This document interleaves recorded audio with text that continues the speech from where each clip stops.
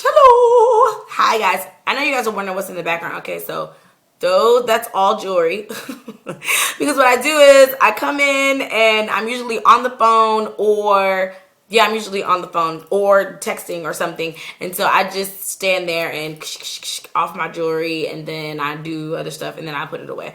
So that is all jewelry. Those are boxes of Airborne. Like, that's how I survive.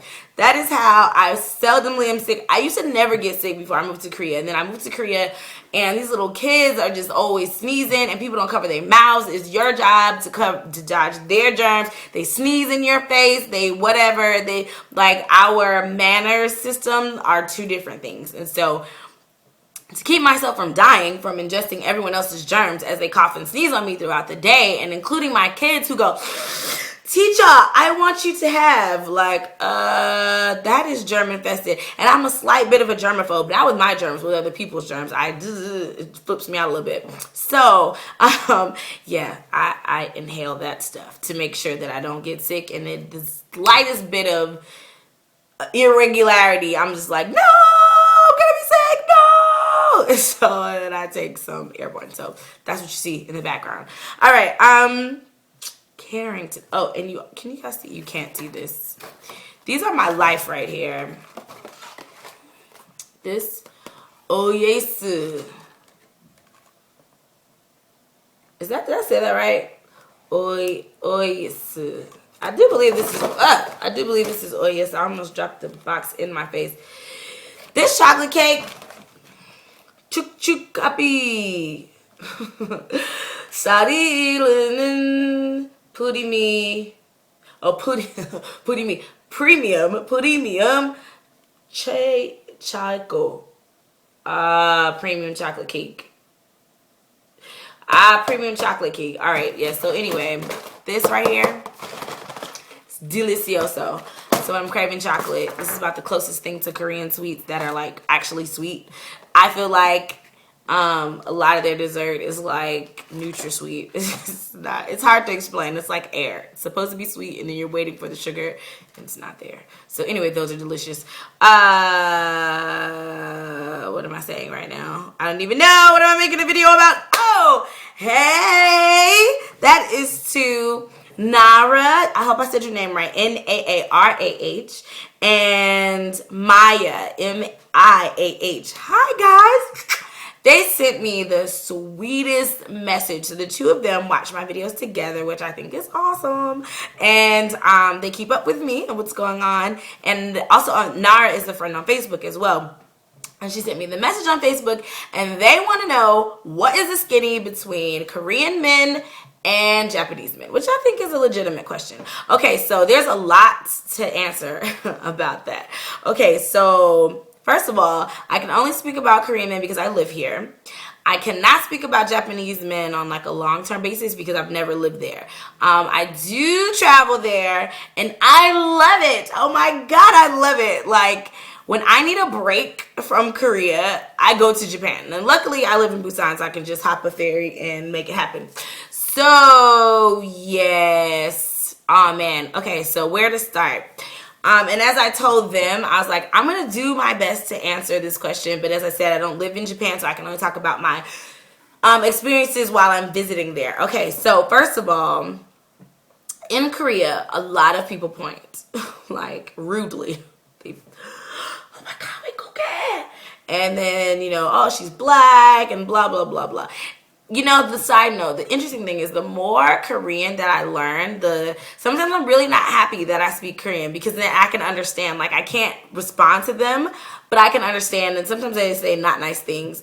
But anyway, that was a side note. So there's a lot of pointing, there's a lot of staring, there's a lot of rubbing your skin, like, I don't know, to see if it's gonna come off or whatever.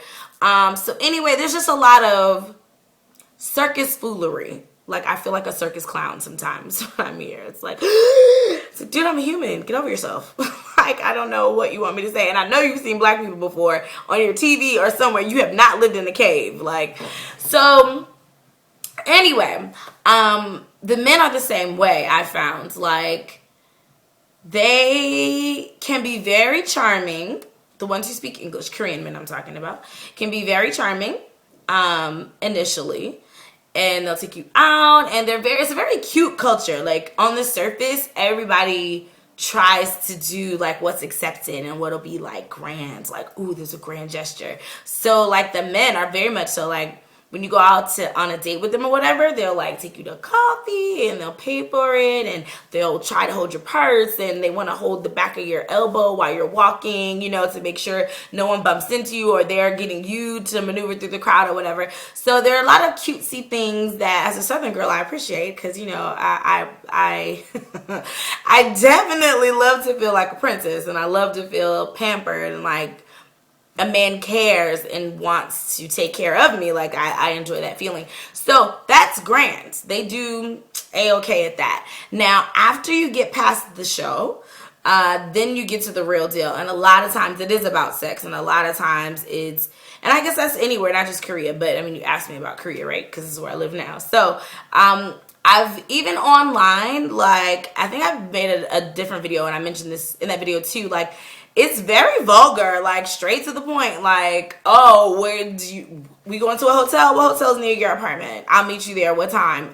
Sir, excuse you and get your life. No, you may not. Sir, I'm not the one. So I get a lot of that. I get a lot of, oh, I love your breasts. Like, it's very strange. It's very, very strange. I mean, I suppose men think that way anyway in their head, but to hear a man say that out loud and kind of sort of actually be disrespectful is a little weird. I'm still like getting used to that. It's really, really direct.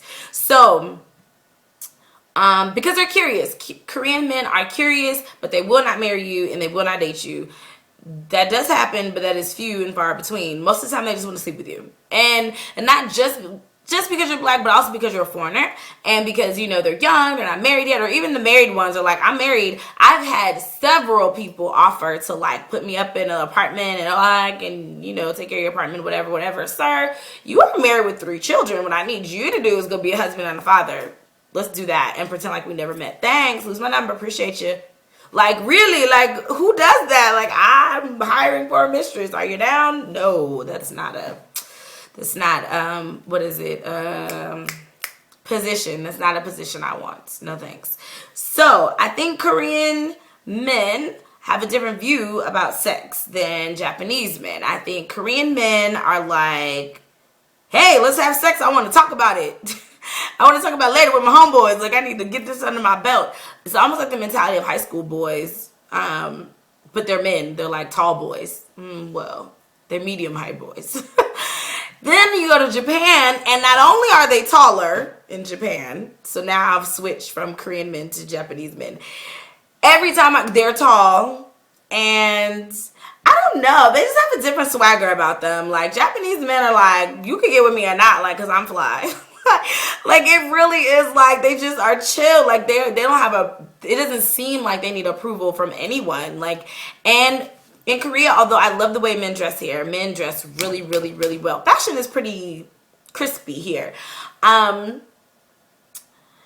It's still everybody wears the same thing. Like, I remember one season it was pastel blues with khaki. Every man had on khaki capris. He had on khaki pants, and it was like blue plaid, blue pinstripe, blue solids, pastel, in between. Like, it was just, it was like cookie cutter. Everybody wears the same thing. When I go to Japan, on any given corner, it could be somebody dressed like a Jay-Z video, next to a man in a business suit, next to a preppy, next to the dude wearing an astronaut suit. And they all have the same swag, like, wait, you don't got this outfit? Well, you better get with it. I love it. I love that. It's just a certain confidence that they have. But it's not arrogant. It's not like I'm the dude, you need to get with me. It's not like that at all. It's just this, for lack of a better word, swagger. And I hate that word, but lack of a better word, swagger that they have. Also, Japanese men are freaky. Korean men want to have sex with you, but they'll probably restrict it to missionary. Like, that's what they want to get in and get out. And maybe if they skilled with it, they might put oh, I'm sorry. You might want to put your children away. Sorry, I'm being very direct in this video. So yeah, the Korean men, they might lift your leg to the left or something and, you know, see if they can do that. But after that, and it's over very quickly.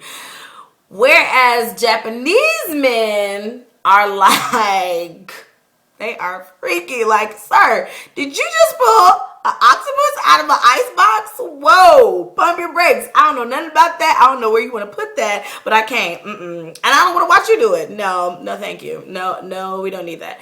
That's a whole other level of freakiness that I'm not ready for. I just am not. I wasn't trained to do that. That looks like you need a light. Do you have a permit for this? Like, octopus? It's running away. Like, seriously.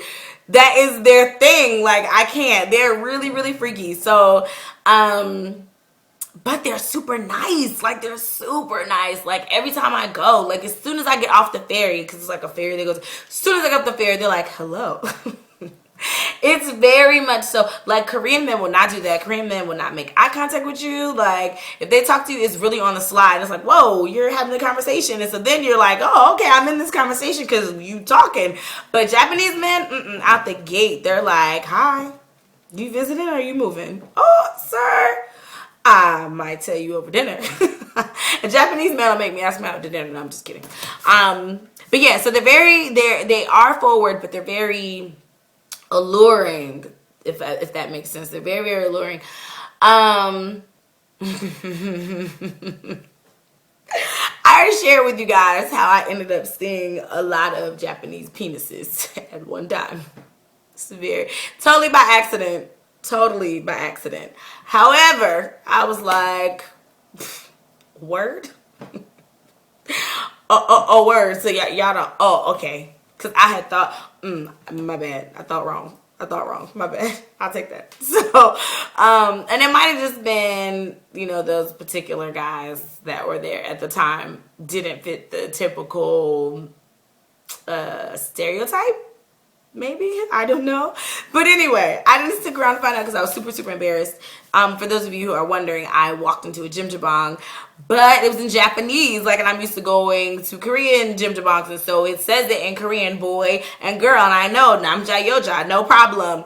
I don't read Japanese, so I went into the wrong one, and I didn't realize it because Japanese men, and here's another thing, they have long hair. So I saw all this long hair, and they had the blow dryers. They was over, you know, bending over trying to get the. So I still didn't realize that these were men until I realized that there were things dangling in my face. I was like, oh yeah, I was so embarrassed, but I was still like soaking it all in, like. And run. Ah! I'm just being honest. So anyway, sorry, excuse me for those super duper deep sayings. If that was offensive, I do apologize. I was just sharing my experience.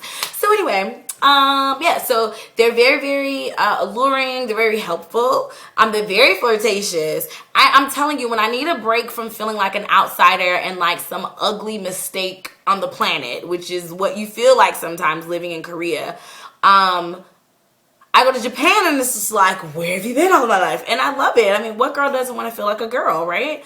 Like a girl, you feel very feminine, very beautiful. They hold doors open. You know, they want to serve you. It's very, very catering. They cater very, very, very well. They're very polite. It's very clean there as well. It's very clean. They don't speak much English, but the words they do know, they know all the manner words. So again, it is a sharp contrast between Korea and Japan because, as I said, in Korea, they will sneeze on you, cough on you, shove you, whatever. None of that happened to me. Has that ever happened to me when I go to visit Japan? I've never had anyone cough or sneeze on me. That's not to say they don't, just maybe in the areas that I go to, they don't do that.